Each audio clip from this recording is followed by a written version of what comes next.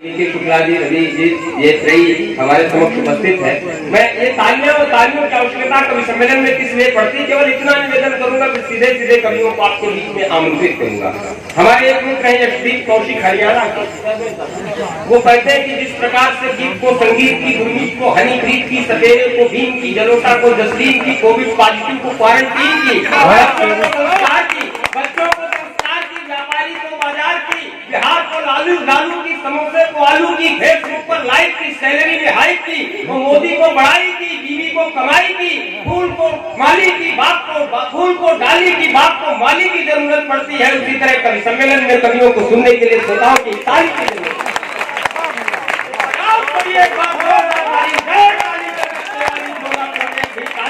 उसको पीटेगी घरवाली, और इसलिए तालियों की आवश्यकता पड़ती है। इस तरह का चूरन चटनी मेरे पास बहुत है, लेकिन मैं ऐसी मैं बहुत ज्यादा ये सब नहीं करना चाहता, सीधे कविताओं से आपको जुड़ना चाहता हूँ।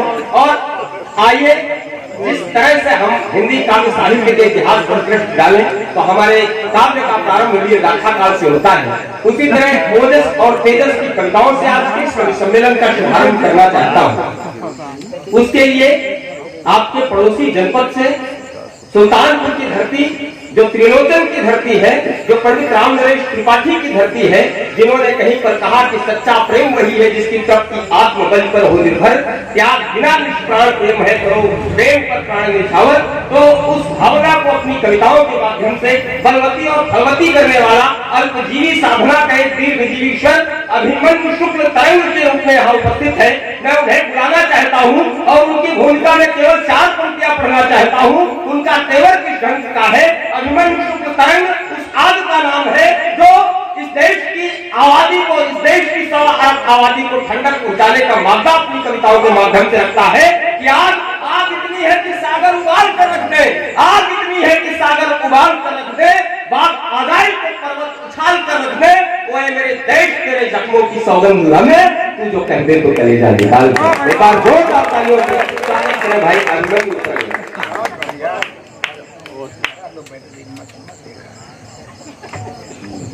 मां शारदे को प्रणाम करता हूँ, पावन मंच को प्रणाम करता हूँ। और बहुत सुंदर संचालन कर रहे थे मेरे भैया, अनूप भैया ने बहुत सुंदर मंच सजाया है। प्रेम की बात भैया कर रहे थे, प्रेम, वास्तविक प्रेम क्या है?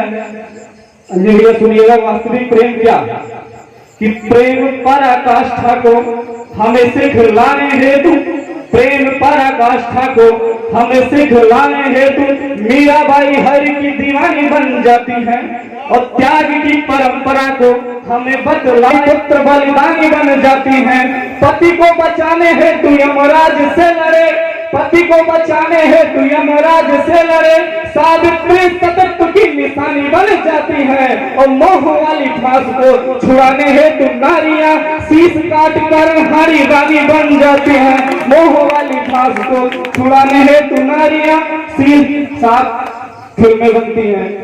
एक फिल्म आई जिसमें सावित्री नाम एक कुतिया का रख दिया गया।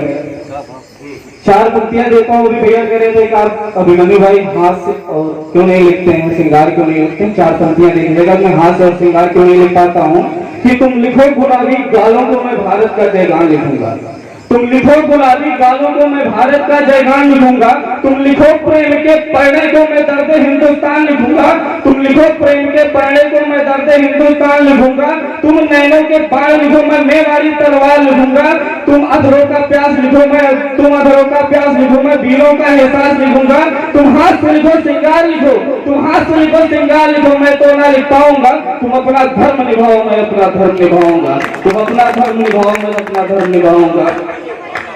ओज पढ़ना, ओज सुनना कितना आवश्यक है? 4 पंक्तियां देता हूँ, देने का प्रयास करता हूँ। ओज पढ़ना और जीवन में ओज सुनना कि ओज उस रोज यदि सुनते न चौहान, ओज उस रोज यदि सुनते न चौहान, बोलो फिर गोरी पर बाण कैसे चलते? ओज उस रोज यदि सुनते न चौहान बोलो फिर गोरी पर बाढ़ कैसे चलते। ओज यदि सुनते न मंगल पांडे सुनो देश की आजादी का हुंकार कैसे भरते। ओज ही तो सुनते थे देश के वो क्रांतिकारी, ओज ही तो सुनते थे देश के वो क्रांतिकारी इंकलाब बोलकर फांसी पर हंसते।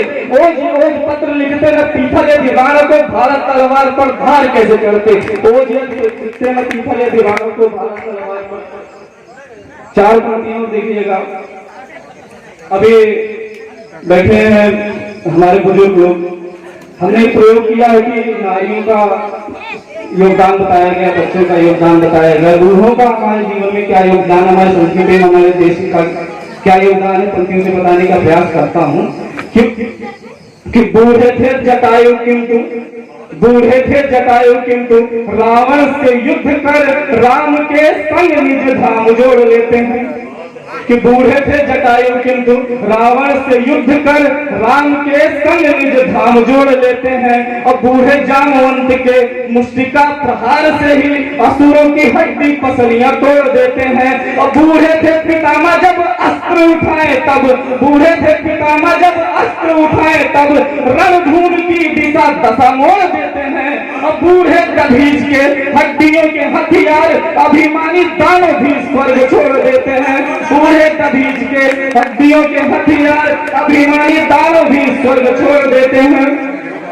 बहुत बहुत चार पंक्तियां और देखिएगा।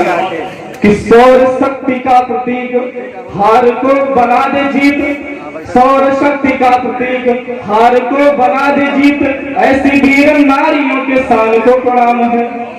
सौर शक्ति का प्रतीक हार को बना दे जीत, ऐसी वीर नारियों के शान को प्रणाम है।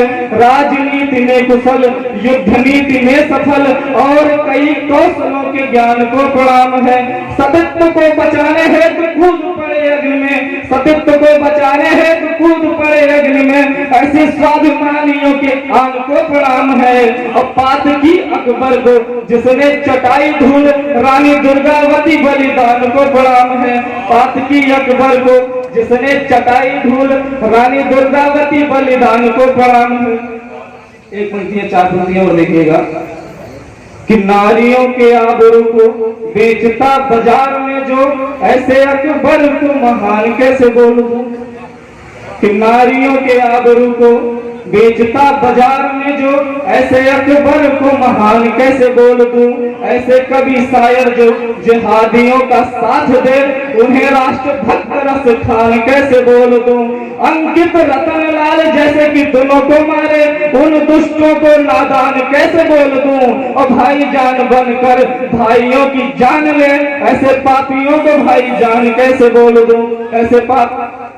अंतिम छंद पढ़कर अपना स्थान लेता हूँ।